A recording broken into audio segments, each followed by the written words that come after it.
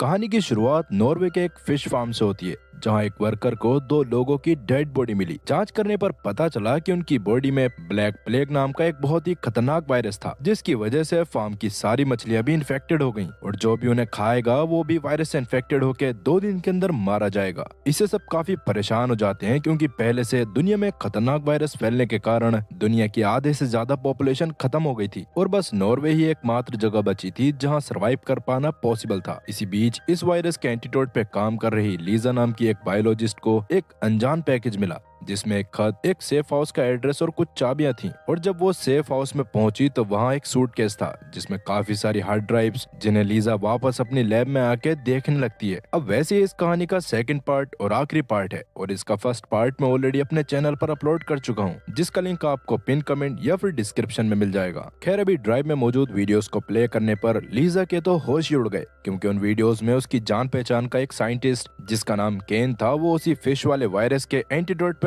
काम कर रहा था। पर हैरान कर देने वाली बात ये थी कि ये वीडियो 6 महीने पुरानी थी, जबकि वायरस तो कुछ ही दिनों पहले फैला था। और अगर वायरस कुछ दिन पहले ही आया था तो उसका एंटीडोट पहले कौन बनवा रहा था? क्या ये वायरस जानबूझकर फैलाया गया था? अगर हाँ, तो कौन ऐसा करना चाहेगा? कमेंट करके जरूर बताना। लीजा के दिमाग में इसी तरह के बहुत सारे सवाल चल रहे थे, इसलिए वो जल्दी जल्दी बाकी वीडियोस को देखना भी चालू करती है और उसे वीडियो में प्राइम मिनिस्टर डेकन की सेक्रेटरी जूरी, हेल्थ मिनिस्टर बेका और टकला सिक्योरिटी हेड दिखाई देता है, जिन्हें देखकर तो लीजा के दिमाग ने काम करना बंद कर दिया था। इधर लीजा जिस ग्रीन हाउस में काम करती थी, वहाँ उगने वाले टमाटर में भी वो वायरस फैल चुका था। इसीलिए कुछ ऑफिसर्स वहाँ काम करने वाले लोगों का भी वायरस टेस्ट करते हैं और उन्हें पता चलता है कि काफी सारे वर्कर्स भी इस खतरनाक वायरस का शिकार हो चुके थे, जिनकी वजह से ही टमाटर में वो वायरस फैला था। इससे परेशान होकर डेकन तुरंत ही उस ग्रीन हाउस को बंद करवा देता है। लेकिन अब धीरे धीरे हालत काबू से बाहर होने लगते हैं और बस 2 दिन से कम में अब तक 1000 से ज्यादा केसेस आ चुके थे और नॉर्वे की राजधानी बेरगन में सबसे ज्यादा केसेस थे। इसीलिए बेरगन को रेड जोन घोषित कर दिया गया। इस बीच जो लोग जबरदस्ती बेरगन से भागकर दूसरी जगह जाने की कोशिश कर रहे थे, सोल्जर्स उन्हें शूट करके मार दे रहे थे,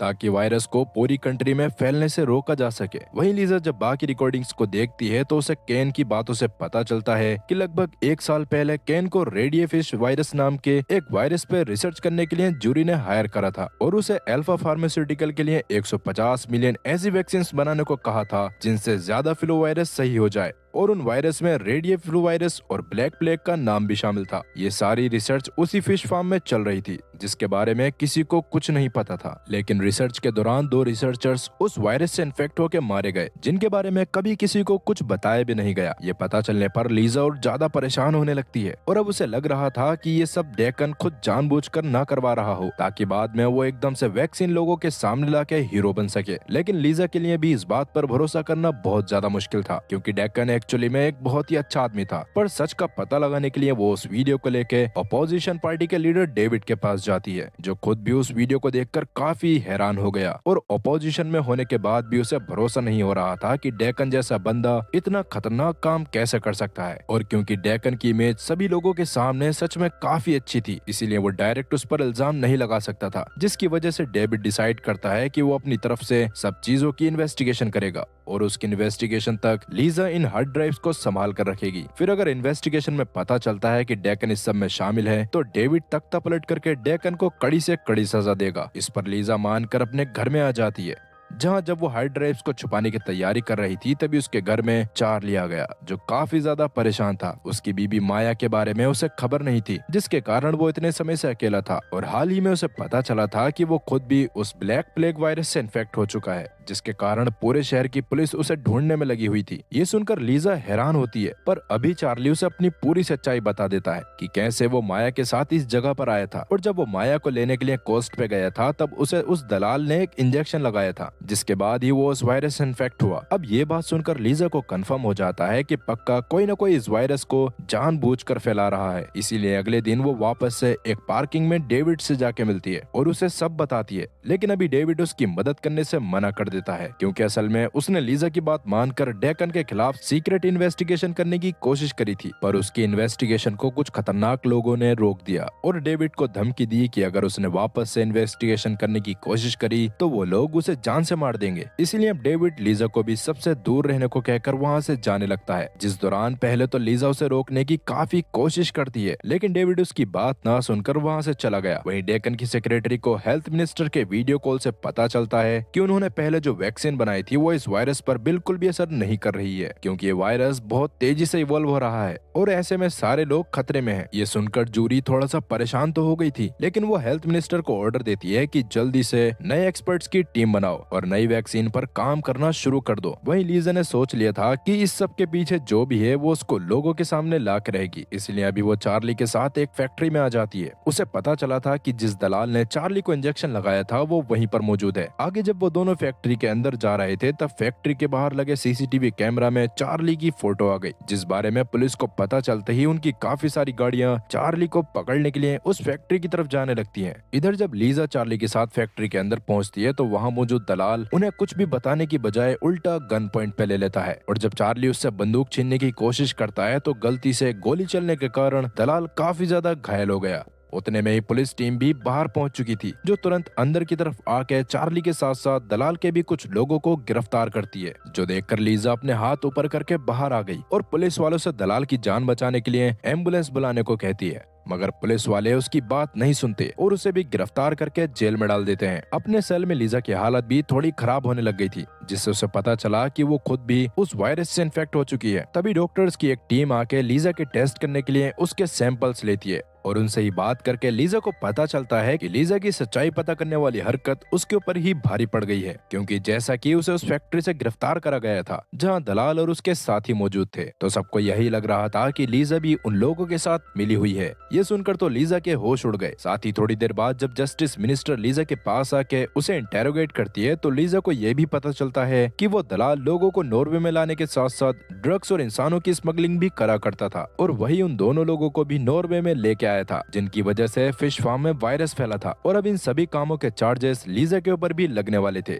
ये सुनकर लीजा उसे समझाने की कोशिश करती है कि उसका इस सब में कोई भी हाथ नहीं है, लेकिन जस्टिस मिनिस्टर उसकी बात को नहीं सुनती। अब तक इस वायरस के बारे में यूएन को भी पता चल चुका था, इसीलिए यूएन की हेड नॉर्वे की मिनिस्ट्री के साथ मीटिंग करके इस वायरस की सारी जानकारी देने को कहती है। साथ ही वो ये भी जानना चाहती थी कि इस वायरस से कितने लोग इन्फेक्ट हो चुके हैं और कितनों की मौत हो चुकी है। तब नॉर्वे मिनिस्ट्री का हेड इसके बारे में गलत रिपोर्ट्स भेजने का फैसला करता है, क्योंकि अगर वो सही रिपोर्ट्स भेजते तो इससे बाहर मौजूद लोग और ज्यादा परेशान हो जाते और वैसे भी उनके साइंटिस्ट वैक्सीन बनाने में लगे हुए थे, तो वैसे भी वायरस धीरे धीरे खत्म हो जाता। इधर अब तक सारे इन्फेक्टेड लोगों को मिलिट्री कैंप्स में लाकर वहाँ पे शिफ्ट कर दिया गया था, क्योंकि लगातार केसेस बढ़ते ही जा रहे थे और हॉस्पिटल्स में इतनी जगह भी नहीं बची थी। पर इससे हालात और ज्यादा बिगड़ने लगते हैं और अब तक वायरस इतना ज्यादा इवॉल्व हो चुका था कि उससे इन्फेक्टेड लोगों की बॉडी में ब्लैक स्पॉट्स पड़ने लगे थे। इधर जब लीजा अपने सेल में परेशान हो रही थी तभी डॉक्टर उसके पास आके उसे इसकी रिपोर्ट्स दिखाते हैं, जिसमें लिखा था कि लीजा वायरस से इन्फेक्टेड नहीं है। ये देखकर लीजा काफी हैरान थी, क्योंकि वो चार्ली के साथ काफी जगह पर गई थी और उसके हिसाब से अब तक उसे इन्फेक्टेड हो जाना चाहिए था। तभी लीजा के सेल में एक टकला ऑफिसर आता है, जिसको लीजा ने केन की वीडियो में भी देखा था। वो भी लीजा को बताता है कि किस्मत से तुम सच में इन्फेक्टेड नहीं हो, पर अब तुम्हारे पास दो ऑप्शन है कि या तो वैक्सीन बनाने में हमारी मदद करो या फिर उस दलाल की तरह तुम्हें भी टेररिस्ट घोषित कर दिया जाएगा और तुम इस जेल में सड़ती रहोगी। इस बात को सुनकर लीजा को गुस्सा आ चुका था, क्योंकि उसने अब तक अपनी सारी रिसर्चेस सरकार के लिए ही करी थी और अब सरकार ही उसे फंसाने की कोशिश कर रही थी। इसीलिए शुरू में वो उनकी मदद करने से मना कर देती है, जिस पर वो टकला ऑफिसर लीजा से थोड़ा सोचने को कहता है और वहाँ से चला गया। वहीं दूसरी तरफ जूरी लीजा के सामान को जब्त करवा कर उसके कंप्यूटर में मौजूद डाटा को चेक करती है और तब उसे पता चलता है कि केन ने मरने से पहले अपनी सारी रिसर्च लीजा के पास भेज दी थी, जिसको लीजा ने देख लिया था। इसलिए वो इस बारे में जाकर हेल्थ मिनिस्टर बेका को भी बताती है, जो सुनकर तो एक बार के लिए बेका परेशान हो गई थी,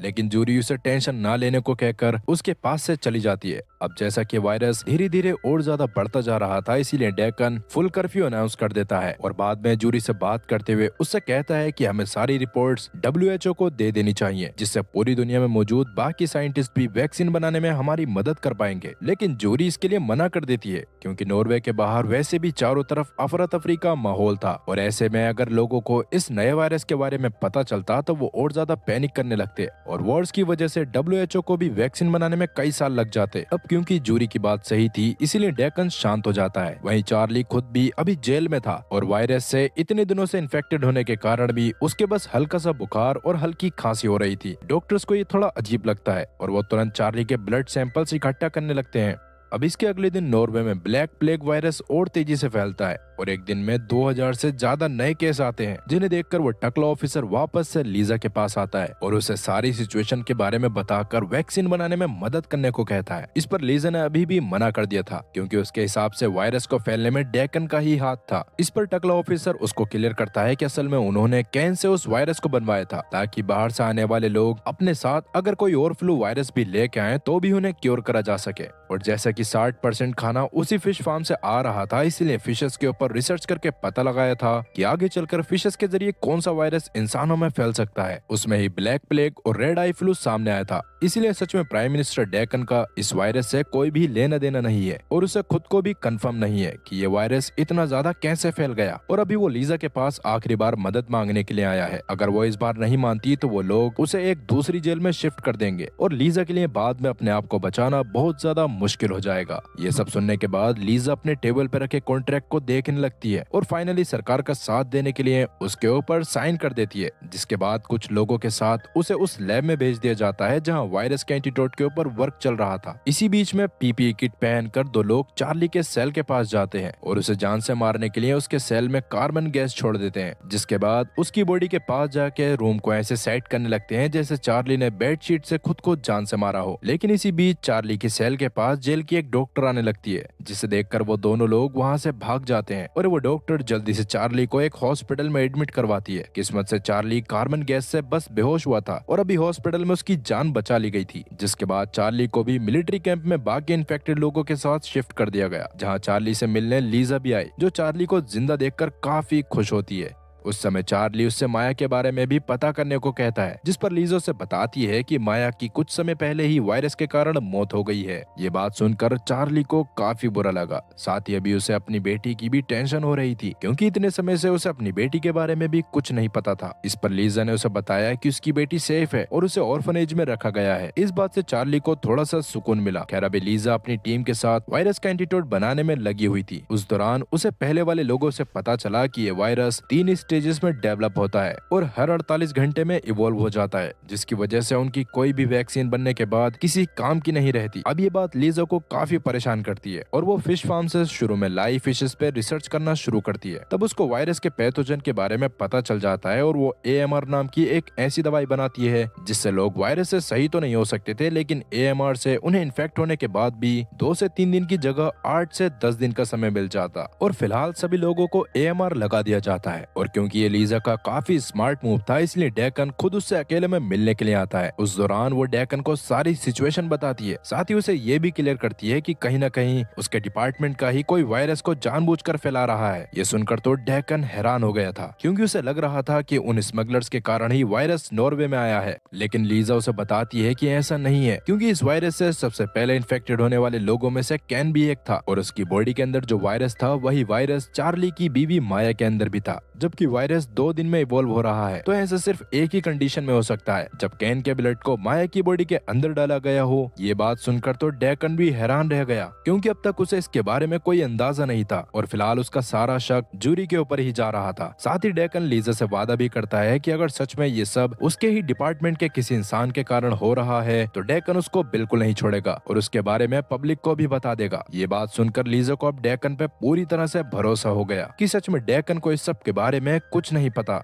इसलिए वो भी जल्दी से लैब में वापस जाके आज आए हुए पेशेंट्स के ब्लड पर रिसर्च करने लगती है। तब उसे एक पेशेंट का सैंपल दिखाई देता है जिसकी बॉडी में धीरे धीरे वायरस का असर कम होता जा रहा था और वो इंसान कोई और नहीं बल्कि खुद चार्ली था। तब एक डॉक्टर से बात करके लीजा को पता चला कि चार्ली के ब्लड में किसी वजह से पहले से उस वायरस से लड़ने की क्षमता है और उसी वजह से वो अब तक जिंदा भी था। ये बात समझ आते ही लीजा काफी हैरान होती है और उसे समझ आ गया था कि चार्ली के ब्लड से इस वायरस के एंटीडोट को बनाया जा सकता है। इसलिए वो जल्दी जल्दी से चार्ली का और ब्लड लेने के लिए जाती है, लेकिन अब तक चार्ली को वही दो अनजान लोग अपने साथ मिलिट्री कैंप से कहीं पर लेके जाने लगे थे। वो उसे अपनी गाड़ी में बिठाकर जंगलों के बीच में ले जाते हैं, जहाँ वो उसे शूट करके खत्म करने ही वाले थे कि तभी पीछे से कुछ सोल्जर्स आके उन्हें खत्म कर देते हैं, जिससे चार्ली की जान वापस से बच गई थी। लेकिन अब वो सोल्जर्स उसे अपने साथ कहीं और ही लेके जाने लग जाते हैं, जिसके बारे में लीजा या किसी को कुछ भी नहीं पता था। वहीं जूरी जब अपने घर में एक प्रेस कॉन्फ्रेंस की तैयारी कर रही थी, तभी उसके पास उसकी असिस्टेंट आके बताती है कि डेकन ने जूरी को बिना बताए उस वायरस के बारे में WHO को खबर दे दी है और उनसे एक एक्सपर्ट टीम को नॉर्वे में वैक्सीन बनाने में मदद करने के लिए भेजा है। ये बात सुनकर जूरी काफी हैरान होती है, क्योंकि जल्दी ही एक स्विस साइंटिस्ट की टीम वहाँ वैक्सीन बनाने के लिए आने वाली थी,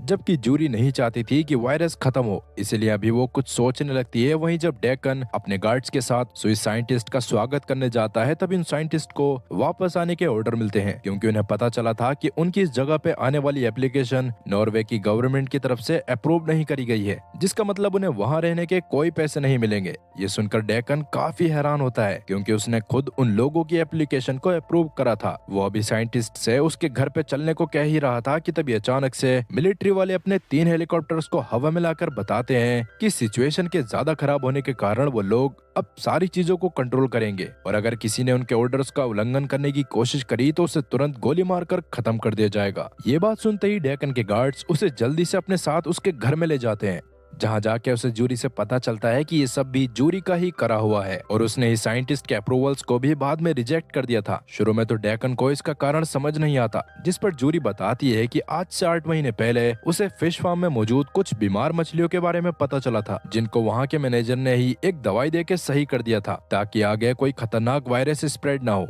इसलिए हेल्थ मिनिस्ट्री ने वहाँ कैन और उसके साथियों को बुलाकर रिसर्च करवाई थी। तब उन्हें can say red eye flu और ब्लैक प्लेग के बारे में पता चला, जो उस समय से ही फिशेस में पनप रहा था, जिसके लिए वैक्सीन बनाकर जैसे तैसे कैन ने उसे सही तो कर दिया, जिसके बाद में उन सभी खराब फिशेस को वहाँ डिस्ट्रॉय कर दिया गया। लेकिन उनमें से ही एक फिश किसी तरह से किनारे तक आ गई थी, जिसे ही चूहे ने खाकर पूरे शहर में फैला दिया। पर इसी बीच कैन और उसके साथी भी वायरस से इन्फेक्ट होकर मारे गए थे। और जैसा कि जूरी ने पहले इस बारे में डेकन को कुछ भी पता नहीं चलने दिया था, तो उसने बाद में फैसला करा कि वो पहले इस वायरस को फैलने देगी और किसी तरह से इसे बाहर की दुनिया तक भी पहुंचा देगी, ताकि वहां मौजूद लोग भी इससे मरने लगे। और जब ऐसा हो जाता तो वो डेकन को उसकी कुर्सी से हटाकर खुद पावर में आ जाती। ये सुनकर डेकन का दिमाग खराब हो गया, लेकिन अब वो कुछ भी नहीं कर सकता था, क्योंकि मिलिट्री वाले जूरी की सुन रहे थे और जूरी ने प्राइम मिनिस्टर की सारी पावर के राइट्स को छीन लिया था। खैर वहीं लीजा चार्ली के गायब हो जाने के कारण काफी परेशान थी और उसे समझ नहीं आ रहा था कि उसे क्या करना चाहिए। तब उसे खबर मिलती है कि उसका बेटा भी ब्लैक प्लेग से इन्फेक्ट हो गया है, जो सुनकर लीजा पूरी तरह से टूट जाती है। पर तभी लीजा के पास एक फीमेल पुलिस ऑफिसर आके उसे अपने साथ कहीं लेके जाने लगती है, जो असल में एक वेयर हाउस टाइप की जगह थी। वहाँ जाने पर लीजा को चार्ली मिला, जिसके अंदर से अब पूरी तरह से वायरस खत्म हो चुका था।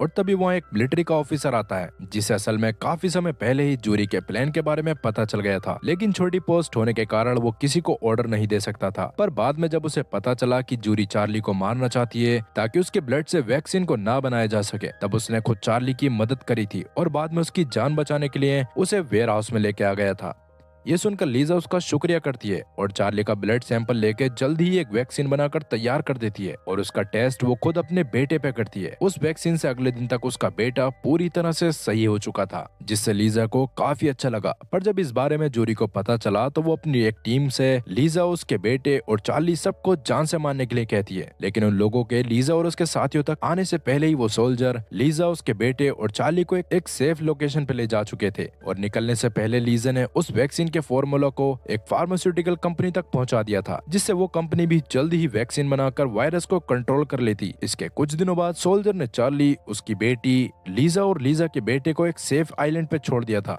जहां लीजा और चार्ली खुशी से रहने वाले थे। पर शहर में हालात अभी भी सही नहीं थे, क्योंकि जूरी सभी लोगों के सामने डेकन से इस्तीफा देने को कहती है और डेकन को मजबूरी में ऐसा करना पड़ता है। अब डेकन को मजबूरी में ऐसा क्यों करना पड़ा, ये तो इस कहानी में नहीं बताया गया। और अगर आप लोग इस कहानी का हिस्सा होते तो आप जूरी के साथ क्या करते, कमेंट सेक्शन में इस बारे में जरूर बताना। खैर इसी के साथ ये कहानी भी यहीं पर खत्म होती है। तो दोस्तों, ये कहानी आपको कैसी लगी हमें कमेंट करके जरूर बताएं। साथ ही वीडियो को लाइक करें और चैनल को सब्सक्राइब करना ना भूलें। मिलते हैं अगली वीडियो में, तब तक के लिए गुड बाय।